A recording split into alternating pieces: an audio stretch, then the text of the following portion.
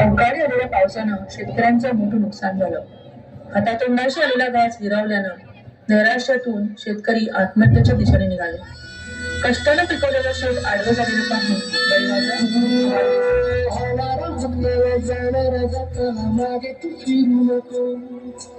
उगाच सांडू नखराची संगत खोटाची ठरू नको.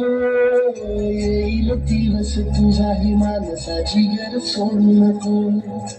तुझ्या हाती आहे सारा विसरू जाईल कालची रे.